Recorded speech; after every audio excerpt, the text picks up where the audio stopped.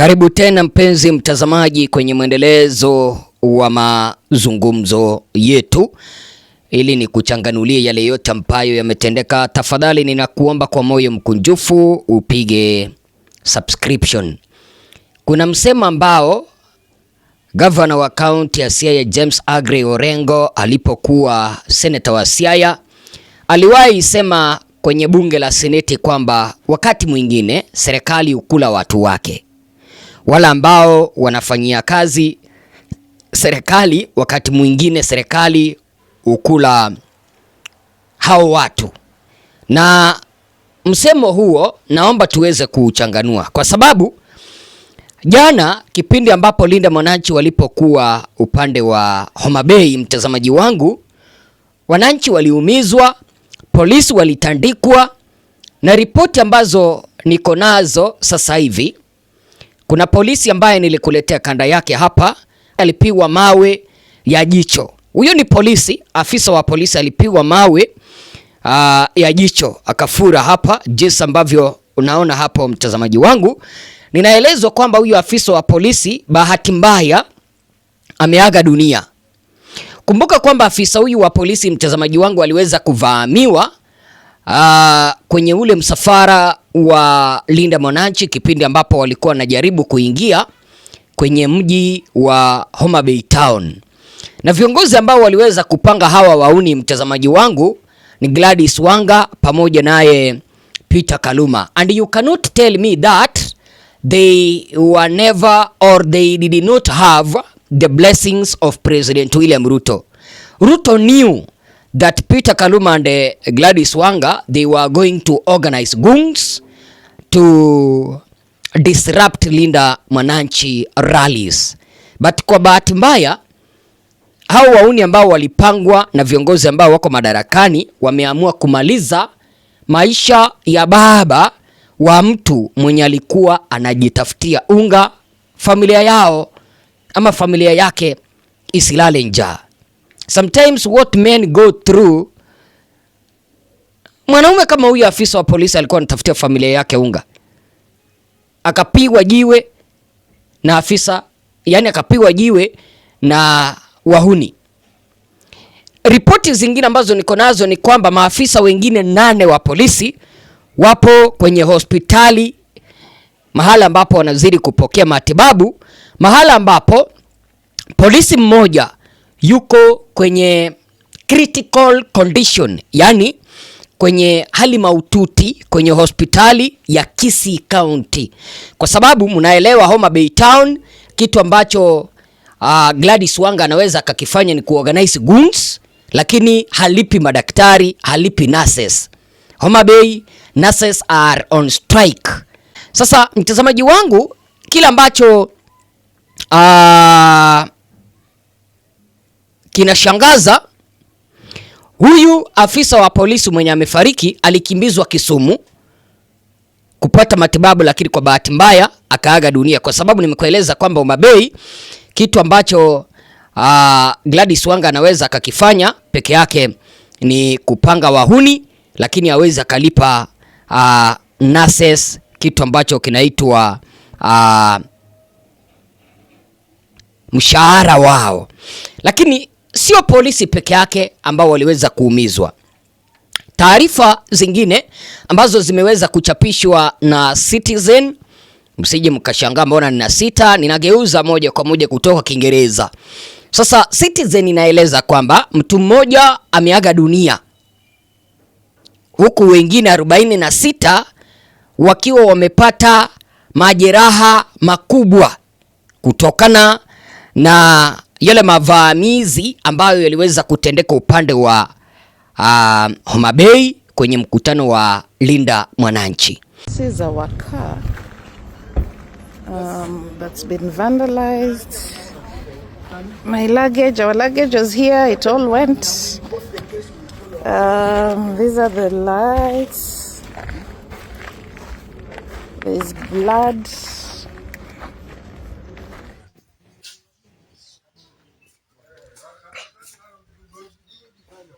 Kata dio.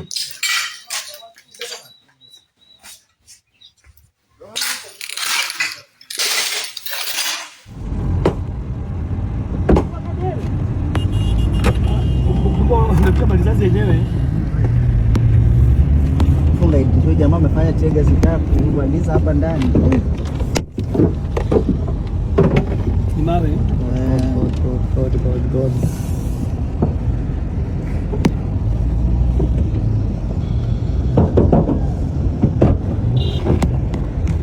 Aya.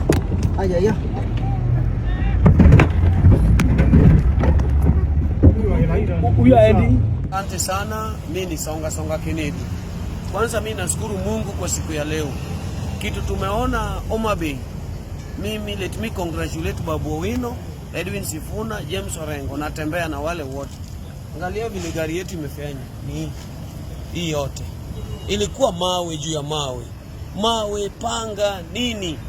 Kiangalia vile gari imepigwa. Kiangalia hii gari. Yaani hakuna hata kitu. Second of that, nataka congratulate driver yetu. Akia Mungu huyu ndugu ametusaidia. Unaona huyu mwanaume? Bila huyu mwanaume hata mimi ningekuwa mchari sana. Sasa upande ule mwingine polisi ameaga, mwingine yuko ina critical condition, wengine wakiwa wanazidi kupata matibabu. Lakini sasa hapa mtu mmoja ameaga upande huu wa Homa Bay, wengine 46 wako hospitali. Those are the supporters of Linda Mwananchi who are following the Linda Mwananchi rallies. Yani Homa Bay wale wauni ambao walikuwa wamelipwa, ukifuatilia mkutano wa Sifuna wanasema kwamba hiyo ni hatia. Kwa hivyo unagongwa, unauawa au unaachiliwa ama unaachiwa majeraha makali. Kati ya hao 46 mtazamaji wangu ambao walipata majeraha, 7 wako na majeraha ambayo ni ya hali mahututi. Yani tunaambiwa kwamba 7 are in critical condition while 4 sustained gunshot wounds when they were attacked by armed goons as Linda Mwananchi brigades were making their way in Homa Bay town from Sindo in Suba South. Yani imagine imefika mpaka mahala ambapo wahuni wako mpaka na bunduki. Kumaanisha hawa wauni walikuwa wamepewa mpaka silaha na viongozi hawa ambao walilipa wahuni waende kushambulia akina Edwin Sifuna, akina Babu Owino. Kwa hivyo we can completely say that Edwin Sifuna is alive by the grace of God because hawa wauni walikuwa armed, walikuwa na bunduki. This is Citizen TV or Citizen Digital ndimeweza kuripoti kwamba these goons were armed. Walikuwa na risasi, walikuwa na bunduki. Mahala ambapo tunaambiwa hawa 7 wako katika hali mahututi. 7 are in critical condition, huku 4 kati ya hao 7 ambao wako kwenye hali ya critical condition, ukipenda hali ya mahututi, 4 waliweza kupata majeraha ya risasi. Imagine goons are nowadays wanapewa bunduki waende kuua wananchi ambao wanaimba one time. Goons siku hizo wanapewa mpaka bunduki waende kupiga risasi viongozi wa upinzani. Kwa majina naitwa Kehiu Kuria. Mimi ni mfanyikazi wa Media Max na mimi ni dereva. Jana tulikuwa tumekuja coverage baada ya Homa Bay, tukazunguka kuanzia Dhiwa, tukakuja tukakuja Sindu na tukafanya kampeni mzuri. Wakati tulikuja kuingia Homa Bay town kama 6 kilometers, ndio tulikuja tukakuta magoons na hapo ndio walianza kufunga barabara. Tukangangana, lakini wakati tumeingia Duo College hii ya juzi imejengwa Homa Bay, huku ndio sasa tulikuja tukakutana na goons wamekuwa wengi, wamefunga barabara yote kabisa. Magari mengine iliweza kuhepa, lakini gari yangu iko mahali ilikuwa katikati ya pavement, na hapo ndio mimi mwenyewe nilitoka na nikapotea, nikaenda nikaingia kwa gari ya polisi. Naye mwenzangu akatoka, mwenzangu ndiye aligongwa mawe. Mimi mwenyewe nimeumia tu kidogo, niligoga mkono kidogo, lakini gari yetu mwishowe walichoma, na kwanza walitoa betri, wakatoa milango na wakachoma gari. Sasa hivi mimi naongea niko na funguo ya gari, lakini gari sina. Gari yako ni gani? Gari yangu ni Isuzu Gari yangu ni Isuzu D-Max. Gari yangu ndio hii Isuzu D-Max double cabin. My name is Francis. I work for Media Max. Jana tulikuwa katika hii area ya Linda Mwananchi huko Homa Bay. And tulianza asubuhi and the first 2 stops were very peaceful. Tukadhania kila kitu itakuwa hivyo, but as we approached Homa Bay town tukapata barabara zimefungwa. Wameweka logs, wameweka miti, wametoa hizo poles za stima wameweka katikati. But the team ile tulikuwa nayo, they managed to clear the road until tukakaribia Homa Bay town. Ndio watu walitokea nyuma sides. Wale polisi tulikuwa na wao wakajaribu kurusha tear gas, but I think hao watu walikuwa wengi overpower. So gari zikaanza kutoroka zikielekea Homa Bay town until ikafika mahali ya kwamba tulifikiria tu change lane. Na tulipokuwa tunaenda kuchange lane, gari yetu ikazima. Wakati tulikuwa tunajaribu, dereva akienda kujaribu kukurumisha, ndio hao watu walitufikia.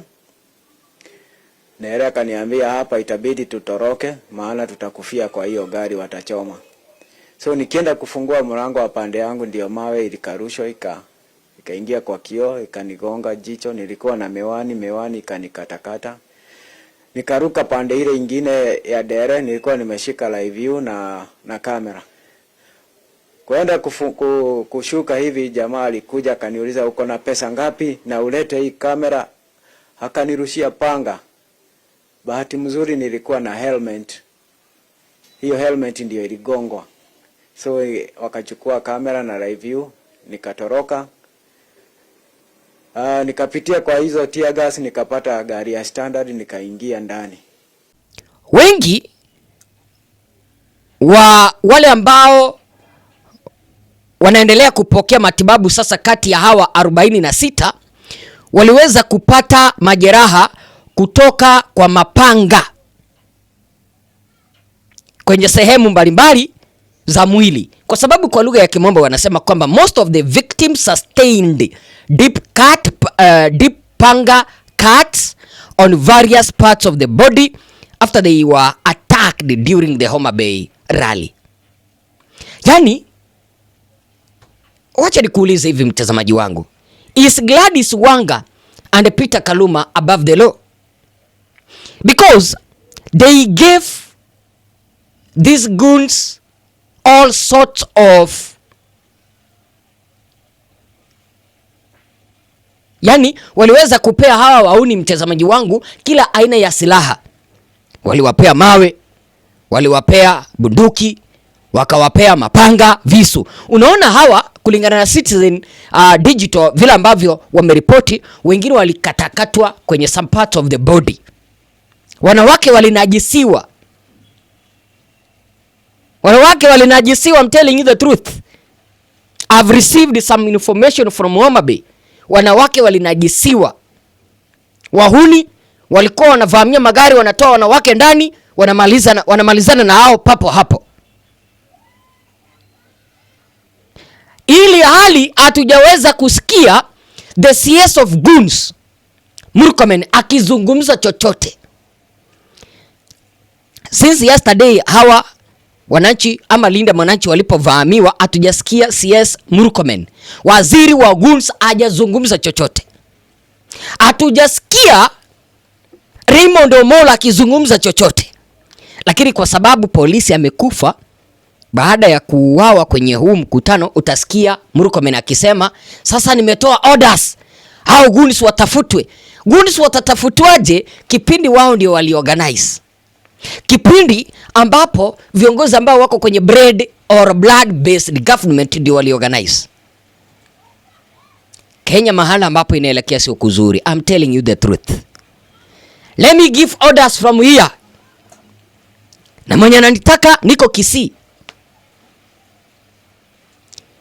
Wanga and Kaluma wasipewe nafasi kwenye kaunti yoyote ambayo anaenda. ama wanaenda, kwa sababu they subjected Sifuna, Babu Owino, Orengo to the same. Yani wakasema kwamba Orengo asikanyage Homa Bay because Orengo alipofika pale walipigwa mawe, mapanga. Sasa kama wanafanyia viongozi wengine hivyo, wao mbona watoke Kisumu, au mbona wao watoke Homa Bay waende Kisumu, waende Kakamega? That one should not or should never happen in Kenya. Tunaelezwa kwamba hawa 46 ambao mtazamaji wangu walipata majeraha, ambao walisustain injuries, walikimbizwa kuelekea kwenye hospitali ya Homa Bay County Teaching and Referral Hospital ili kupata huduma ya kwanza ambao kwa lugha ya kimombo inaitwa first aid, mahala ambapo baadaye walikuwa transferred ama walipelekwa kwenye hospitali za kibinafsi, ukipenda private health facilities katika eneo hilo, ili kuweza kuhakikisha kwamba unapata matibabu ya haraka, kwa sababu mnaelewa, nimeweza kuwaeleza Wanga hawezi akalipa nurses. Kitu ambacho anaweza peke yake ni kushirikiana na Kaluma kupanga wauaji ili kuweza kuua maafisa wa polisi, kuua wananchi ambao wanasema one term. Sasa kando, sikiliza hapo, kando na hawa wananchi kuuawa na afisa wa polisi na wengine kuachwa na majeraha, wahuni hawa walichoma magari 6 ya muungano wa Sifuna, kisha wakaharibu mali. Naomba nikusomee. Unajua Homa Bay sasa hivi wako kwenye giza. Kwa nini? Hawa wahuni walienda wakang'oa stima. I wish hata hiyo stima ingewapiga shock wakufe. Walienda wakang'oa stima, wakatoa ile electricity poles wakaweka kwa barabara, wakaacha stima kwenda hapo ili Sifuna wasipite. Sasa hivi wako kwenye giza. Sasa vile vile naelezwa kwamba hawa wahuni walivamia headquarter ya kanisa la SDA, ukipenda Seventh Day Adventist Church, SDA Lake Victoria Field, upande wa Alala Village along Homa Bay Mbita Road, mahala ambapo waliharibu, imagine, kanisa. Yani imefika mpaka mahala ambapo viongozi wanaorganize wahuni wanaenda kuharibu kanisa. What a shame. Mwenyezi Mungu aliye juu mbinguni awape laana kabisa, and I'm not afraid of saying that. Walienda wakaharibu kanisa walienda wakaharibu hiyo building ya kanisa, headquarter ya SDA Lake Victoria Field, wakaharibu magari ambayo yalikuwa kwenye parking lot ya SDA Lake Victoria Field. Sasa tunaelezwa kwamba raisi wa Lake Victoria Field wa SDA mwenye anaitwa Pastor Samson Okwach alieleza kwamba wahuni hawa waliharibu mali ya dhamani kubwa katika taifa letu la Kenya, aswa ikizingatiwa kwenye ile kanisa headquarter ya SDA, mahala ambapo waliweza kuingia. Sasa watu wa Homa Bay wameweza kukasirika. Gunzi walitupiga mawe kwa magari, lakini hailipizi whatever we are feeling at the moment, semi kwa ubaya. And the police were involved. Me personally, I saw a police officer throwing a stone at us. Nimeona polisi, nikasema, oh God, I'm safe. I was surprised. Polisi kutuona tear gas ya pink na kutuchapa marisasi. Niliona bullet for maisha yangu ya kwanza inalia kama star usiku. Government eats his own people. Government eats his own people. I want to say this. The person that you think is your neighbor will be your enemy tomorrow. That sometimes revolutions eat their own children. Yes. Yeah. Government eats their own people. This government is going to punish you more than they will punish me. I'm telling you, in another 1 year, you will be crying in my office to come and represent you. I know, I can tell you. Wananchi ambao waliuawa, wananchi ambao waliweza kuachwa kwa majeraha ya mapanga, wote ni walipa ushuru wa Kenya. Wote ni wa Kenya.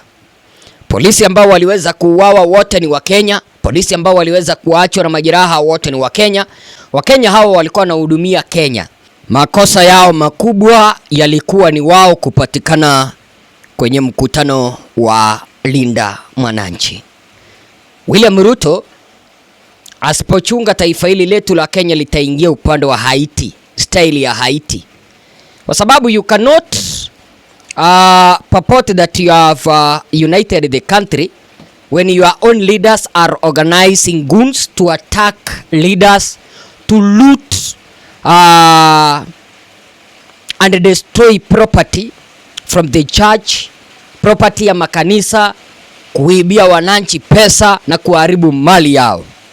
William Ruto akina Gladys Wanga hawakusaidii, bali wanakuharibia kura. You should resign as we speak.